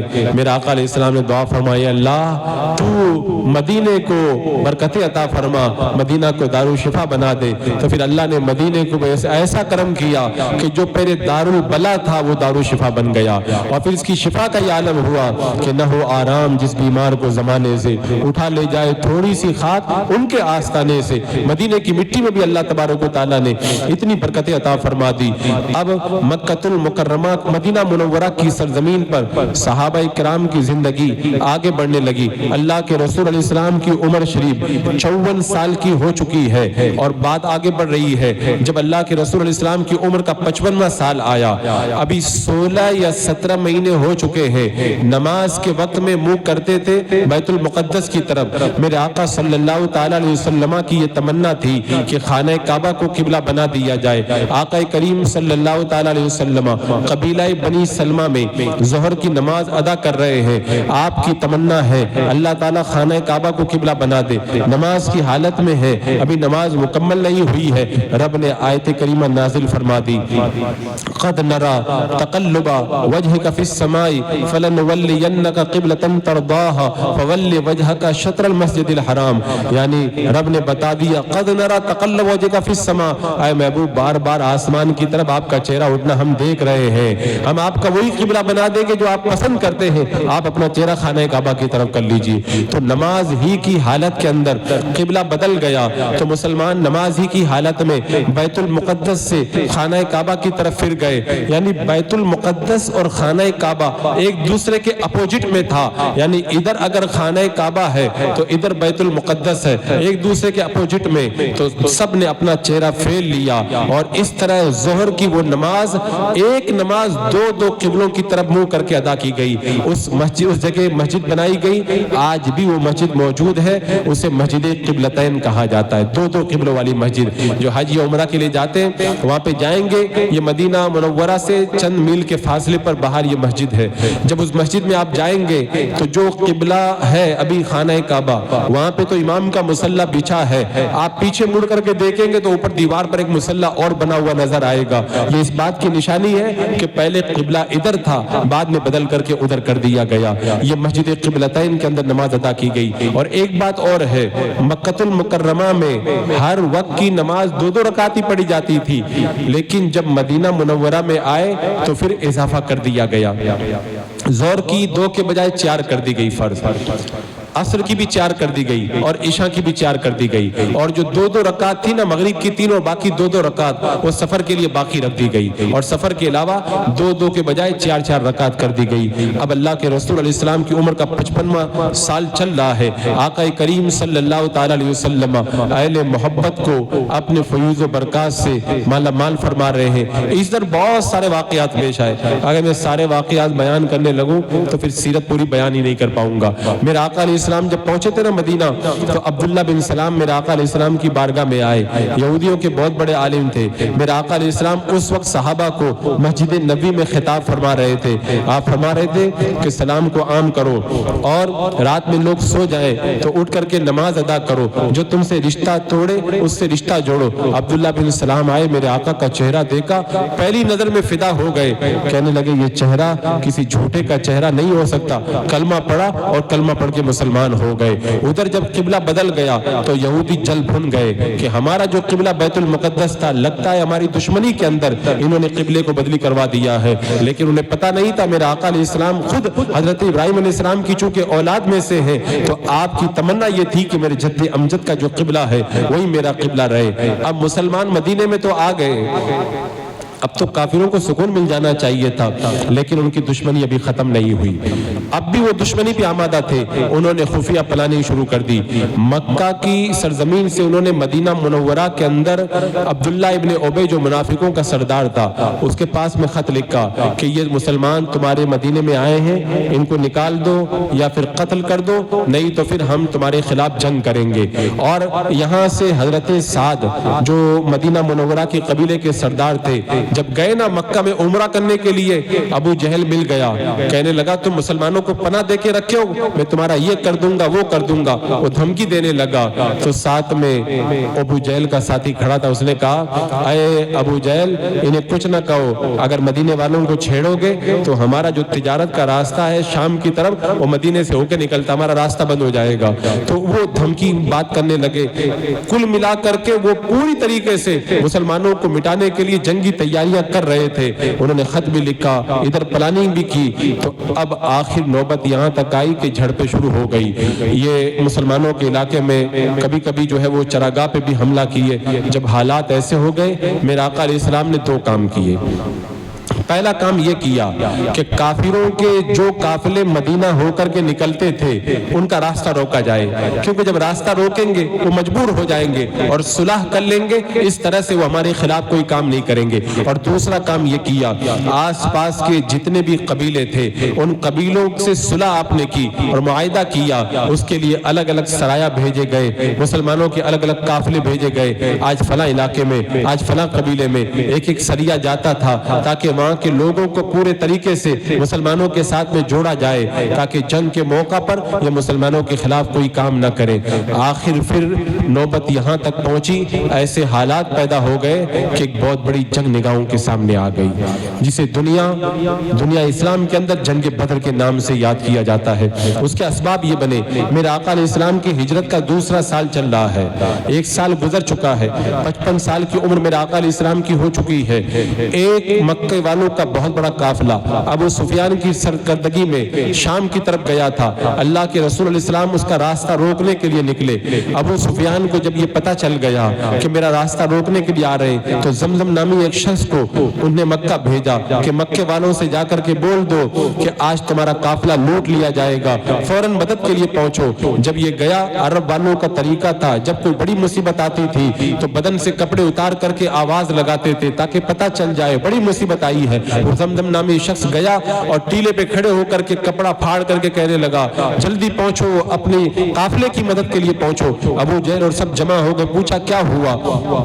کہ مسلمانوں نے ہمارا جو بہت بڑا قافلہ تھا اس کا راستہ روکنے کی تیاریاں کر لی ہے۔ ابو جہل نے اعلان کر دیا اور سب آس پاس کے علاقوں میں خبر کر دی گئی۔ بہت بڑا لشکر تیار ہوا جس کے اندر بہت سارے اونٹ تھے، 700 اونٹ اور 100 گھوڑے اور نہ جانے کتنے ہتھیار اس کے اندر تھے، پورے ساز و سامان کے ساتھ میں یہ مکہ المکرمہ سے نکلے۔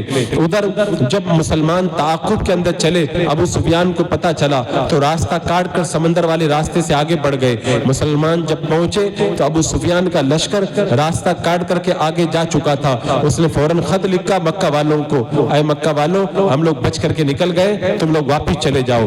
جب یہ خط پہنچا ابو جہل کے پاس میں تو ابو جہل نے کہا کہ ہم واپس نہیں جائیں گے۔ بہت سارے لوگوں نے مشورہ دیا واپس چلے جانا چاہیے، لیکن اس کے دماغ پر شیطانیت سوار تھی، اس نے کہا واپس نہیں جائیں گے۔ ادھر اللہ کے رسول علیہ السلام جب مدینہ منورہ سے نکلے تھے تو آپ کوئی تیاری کر کے نہیں نکلے تھے، صرف 6 تلواریں، 8 زرے اور 70 اونٹ اور 3 گھوڑے، بس یہ معمولی سامان تھا، بغیر کسی سامان کے نکلے تھے۔ پتہ نہیں تھا کہ کوئی بڑی جنگ ہونے والی ہے، میرے آقا کا علم تو سب ہے، لیکن ظاہری طور پر صحابہ کو اس بات کا پتہ نہیں تھا کہ ہمیں ایسے حالات سے دوچار ہونا پڑے گا۔ جب نکل پڑے آگے گئے تو پتہ چلا کہ وہ لشکر نکل چکا ہے۔ حضرت جبریل امین میرے آقا علیہ السلام کی بارگاہ میں حاضر ہوئے اور حاضر ہو کر کے بتایا کہ ابو جہل بہت بڑا لشکر لے کر کے مقابلے کے لیے آ رہا ہے۔ میرا آقا صلی اللہ علیہ وسلم نے صحابہ کرام کو جمع کیا اور جمع کرنے کے بعد میں فرمایا تم لوگ کیا کہتے ہو؟ حضرت ابو بکر صدیق کھڑے ہوئے، حضرت عمر کھڑے ہوئے، اپنی جان نثاری کا ثبوت پیش کیا، لیکن میرے آقا کی نظریں مدینے والوں کی طرف تھی۔ کیوں؟ جب اللہ کے رسول مدینہ میں آئے تھے تو پہلے انہیں بتا دیا تھا کہ مدینے پہ اگر کوئی حملہ کرے گا تو یہ مقابلہ کریں گے، لیکن مدینے سے باہر نکل کر کے جنگ کرنے کی بات نہیں ہوئی تھی۔ اب میرے آقا علیہ السلام جب انصار کی طرف دیکھنے لگے نا تو حضرت سعد، حضرت مقداد یہ کھڑے ہو گئے کہ یا رسول اللہ ہماری طرف نظر فرما رہے ہیں، آقا آپ چلیں، آپ اگر ہمیں سمندر میں اگر کودنے کا حکم دیں گے نا ہم سمندر میں بھی گھوڑے ڈال دیں گے۔ صحابی حضرت مقداد کھڑے ہو کہا یا رسول اللہ ہم موسیٰ علیہ السلام کی قوم کی طرح نہیں ہے جو یہ کہہ دیں کہ آپ جا کے لڑو، آپ کا خدا جا کے لڑے، نہیں یا رسول اللہ آپ چلیں، ہم آپ کے ساتھ میں رہیں گے اور اپنی جانوں کے نذرانے پیش کریں گے۔ جب صحابہ کا یہ محبت کا انداز دیکھا نا میرے آقا کا چہرہ جگمگا اٹھا۔ آقا کریم صلی اللہ تعالیٰ علیہ وسلم آگے بڑھے اور ادھر وہ ان کا جو لشکر تھا بدر کے میدان میں پہنچ گیا۔ مکہ اور مدینہ کے درمیان میں بدر ایک جگہ ہے جو آج تو بڑی مشہور ہو چکی ہے، اس میدان کے اندر ان کا لشکر پہنچا اور اچھی اچھی جگہوں پر اور کنووں پر پہلے انہوں نے قبضہ کر لیا۔ مسلمان جب بدر کے میدان میں پہنچے تو ریتیلی زمین ان کے حصے میں آئی، پانی کا کوئی انتظام نہیں تھا، ان کے پاس میں بڑے سامان تھے، روزانہ جو ناچنے والی رنڈیاں ان کے ساتھ میں تھی وہ طوائفیں ناچا کرتی تھی، ایک ایک سردار روزانہ سب کی دعوت کرتا، 10 اونٹ ذبح کرتے، خوب دعوتیں ہوتی، رات بھر ہنگامہ ہوتا، ڈھول تاشے بجائے جاتے۔ مسلمانوں کے پاس نہ تو کھانے کا پورا سامان تھا نہ کوئی اور ہتھیار پورے تھے۔ مسلمانوں کے دلوں کے اندر شیطان نے وسوسہ پیدا کیا، تبھی اللہ نے کرم فرمایا، رحمت کی بارش نازل ہو گئی، اور جب بارش نازل ہوئی نا تو اللہ کا ایسا کرم ہوا، مسلمانوں کی جو زمین تھی وہ اچھی ہو گئی اور کافر جس طرف تھے وہ زمین بالکل دلدل کی شکل اختیار کر گئی۔ گئی. مسلمانوں نے جو چشموں کے پانی تھے ان پر قبضہ کر لیا. انہی چشموں کا پانی کنویں میں جاتا تھا. اب مسلمانوں کے لیے بڑی راحتیں ہو گئی. بدر کا میدان ہے. صحابہ کرام نے عرض کی یا رسول اللہ آپ ہمیں اجازت عطا فرمائیں, آپ کے لیے ہم عریش بناتے ہیں جیسے موسیٰ علیہ السلام کے لیے ان کی قوم نے بنایا تھا. ایک چھوٹی سی جھوپڑی بنائی. صحابہ کرام نے جھوپڑی تیار کی. اب سوال پیدا ہوا کہ اس کے اندر کون میرے آقا علیہ السلام کی نگرانی کرے گا, یعنی آپ کی حفاظت کے لیے کون کھڑا ہوگا. آج سارے کافروں کی نظر میرے آقا پہ تھی اور سب یہی چاہتے تھے معاذ اللہ کے رسول کو شہید کر دیا جائے. اب جو یہاں پہ کھڑا ہوگا وہ جان ہتھیلی بھی لے کر کے کھڑا ہوگا. لیکن حضرت ابوبکر صدیق آگے بڑھے کہا یا رسول اللہ میں اس کی نگرانی کروں گا. حضرت ابوبکر صدیق جب نگرانی کے لیے کھڑے ہوئے نا, اب کسی کی مجال نہیں تھی کہ وہ ادھر نظر اٹھا کر کے دیکھے. اگر کوئی برے ارادے سے آیا نا, حضرت ابوبکر صدیق نے اسے مار کر کے بھگا دیا.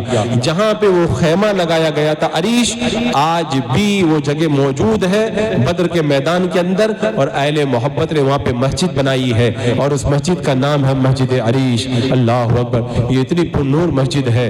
ابھی پچھلے مہینے جب بدر کے میدان میں میری حاضری ہوئی, مسجد عریش میں مغرب کی نماز میں نے ادا کی.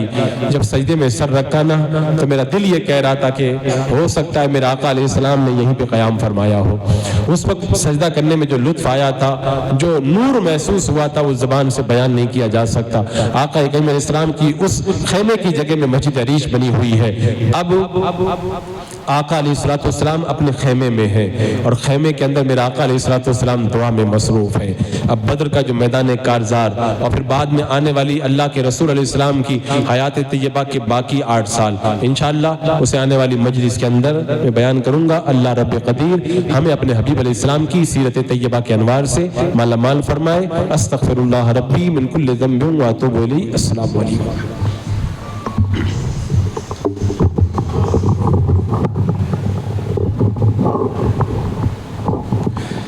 مصطفیٰ جان رحمت پہ لاکھوں سلام, شمع بز میں ہدایت پہ ہم غریبوں کے آقا پہ بے حد درود, ہم غریبوں کے آقا پہ بے حد درود, ہم فقیروں کی ثروت پہ لاکھوں سلام. مصطفیٰ جان رحمت پہ لاکھوں سلام, شمع بز میں ہدایت پہ جن کے آگے چراغ قمر جھلملائے, جن کے آگے چراغ قمر جھلملائے, ان عزاروں کی طلعات پہ لاکھوں سلام.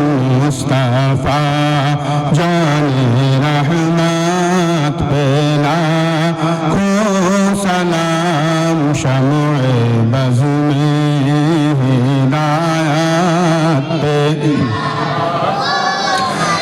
وصف جس کا ہے آئی نئے خود نما, وصف جس کا ہے آئی نئے حق نما, اس خدا ساز طلعات پہ لاکھوں سلام. مصطفیٰ جان رحمت پہ لاکھوں سلام, شمع بز میں ہدایت پہ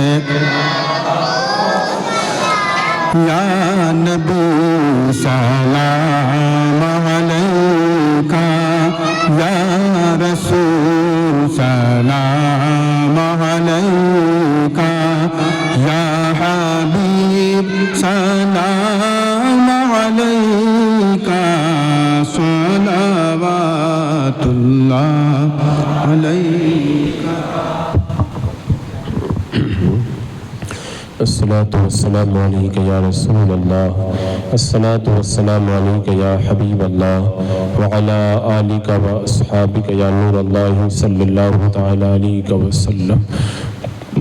بسم اللہ الرحمن الرحیم، اللہم صل علی سیدنا و مولانا محمد وبارک وسلم، صلاۃ و سلام علیک یا رسول اللہ۔ یا اللہ یا رحمان یا رحیم یا ارحم الراحمین، اپنے محبوب کریم صلی اللہ علیہ وسلم کے صدقے میں ہماری حاضری قبول فرما لے۔ اے اللہ ہمارے دلوں میں میلاد کے انوار سے مولا اجالے پیدا فرما دے۔ اے اللہ جتنے یہاں موجود ہیں یا جو بھی مولا آن لائن سن، اللہ سب کو مولا اپنے حبیب علیہ السلام کے میلاد کی برکتوں سے مالا مال فرما، پریشان حالوں کی پریشانیاں دور فرما، سب بیماروں کو شفا عطا فرما، رزق کی تنگی کا شکار ہے ان کے رزق میں برکتیں عطا فرما، جائز کاروبار میں مسلمانوں کو خوب ترقی عطا فرما، خزانہ غیب سے روزی نصیب فرما، ہمارے گھروں میں محبتوں کا ماحول پیدا فرما۔